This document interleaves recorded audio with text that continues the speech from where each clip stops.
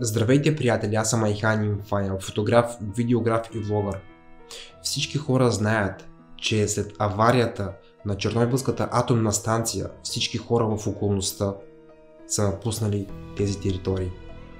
Но какво ако ви кажа за семейство Козлови, които след години са решили да се върнат на тези земи? В какво са се превърнали? Как са мутирали?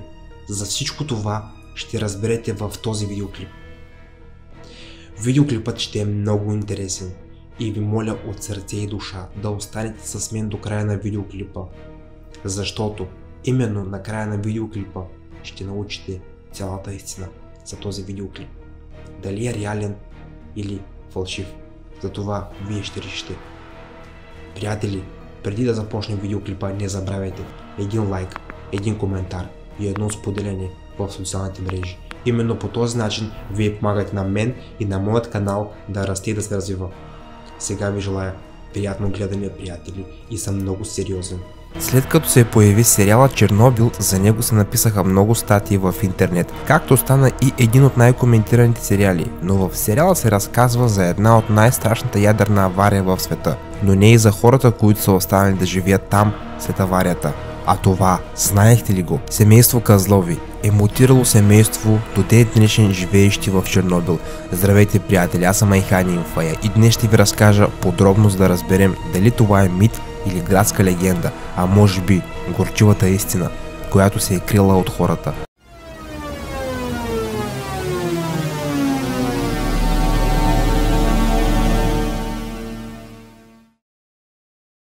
Видеоклипа, за който става въпрос, се е появил в интернет през 2 юни 2019 година и е събрало повече от 4 милиона гледания. Неговата основна цел е била да покаже и разкаже на хората какво всъщност се е случило с семейство Козлови. Живеят ли все още там, защо са се върнали, за да живеят отново там, при условие, че всички са напуснали тази територия. Предлагам ви да останете с мен до края на видеоклипа, защото истинската развръзка ще е накрая и съм сигурен, че много бихте настръхнали. В началото на видеоклипа се споделя, че високата радиация може да превърне всеки нормален човек в съвършено друго същество. Разбирам, че звучи плашещо, но това е истината, а истината боли.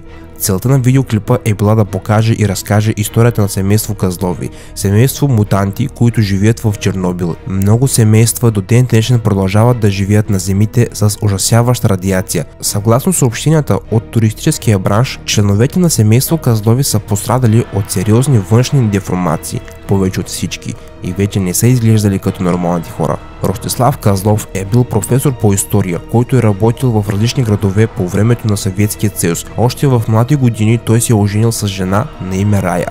Те са били много щастливи в семейен план. След това на бял свят са се появили трите им деца, които са били много чакани и желани. Така се е получило, че един ден те са трябвали да се пренаселят в град Припят, в къща, която е била до атомната електроцентрала. Да, разбира се, това е много опасно, но през тези времена малко хора са се замисляли, че може да се случи нещо ужасяващо. В този момент двата им сина са били на 10 и 7 години, а дъщеричката им на 5 години. В този дом те са живели 6 години и трябва да се отбележи, че са били много щастливи. В семейството е царило прекрасно отношение и любов. Като цяло всичко е било страхотно, докато през 26 април 1986 година, веднага след ядрената авария, те са били принудени да напуснат града, както и много други семейства. Те са нямали нищо, нито пари, нито сериозна техника, която да вземат със себе си. Когато всичко е отихнало, те са решили да се върнат в своя дом, знаейки, че има високо ниво на радиация. Роднините на Ростислав са последните хора, които са видяли семейството. Те са утвърждавали, че са се върнали пеша и освен противогазни маски, те са нямали нищо друго. Минали са месеци и те не са подавали никакви сигнали за живот, т.е. с никой не са се свързвали, писали и говорили. Именно за това всички роднини са решили да разпространят слух, че семейство Козлови неизбежно са починали от радиацията. Всички специалисти, които са изучили аварията на Чернобилската атомна станция, са споделили, че в най-добрият случай децата могат да издържат само няколко часа на радиационно излъчване, защото те все още имат слаб имунитет, а по-възрастните хора няма как да оцелят повече от един ден. Разбира се, сега ще искате да разберете защо са се върнали, знаейки, че има ужасяваща радиация и че по този начин хвърлят цялото семейство на голяма опасност. Няма да повярвате, но е станало някакво чудо. Семейството е успяло да оцелее. Даже някои туристи са успели да видят това семейство на територията на Припят. Както се говори в видеоклипа, един човек е видял жена да гледа през прозореца в един от апартаментите в Припят. Други утвърждават, че са забелязали 3 деца, но са се държали като животни. По думите на очевидците, тези хора са потърпели сериозни мутации заради радиацията и не само външна. Техният разум също се е променил. На мястото на тяхното лице е било абсолютно необяснимо пусто, сухо, разлагащите им лица са били непознаваеми. Отдалеч погледнато се е виждало само 3 дупки, 2 в очите и 1 в устата. Съгласно съобщенията, ръцете и краката също са получили деформации. Позовавайки се на историята, много туристи са стигнали до заключение, че това са били именно семейство Козлови. Какво всъщност е станало с тях?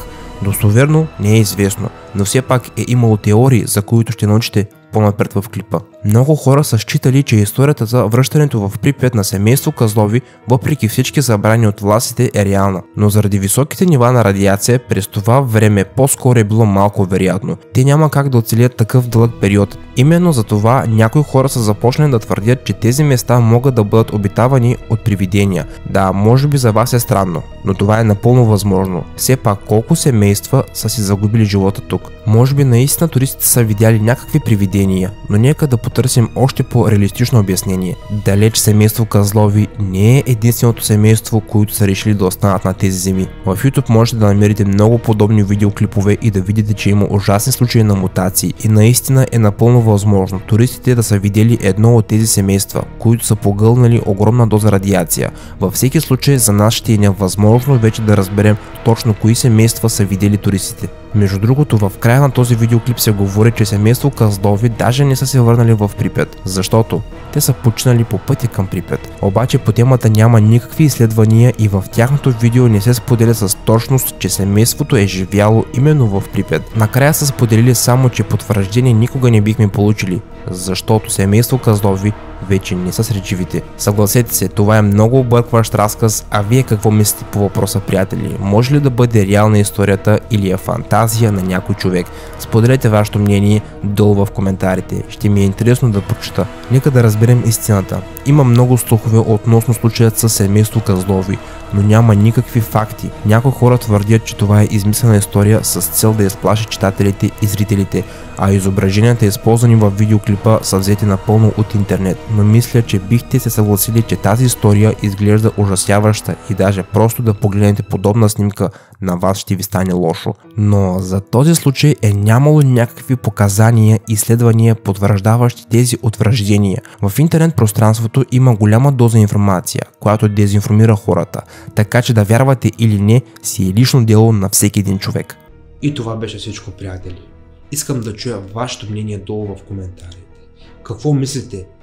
Това реална история ли е? Или наистина е просто някаква измислица на някой човек? Благодаря ви за отделеното време, приятели. Аз бях Айхан Инфая. Именно за да не пропускате моите нови видеоклипове в YouTube, не забравяйте да се абонирате за моят канал с камбанка, за да получавате уведомления, когато аз качвам нови видеоклипове. Благодаря, приятели. Чао и до скоро!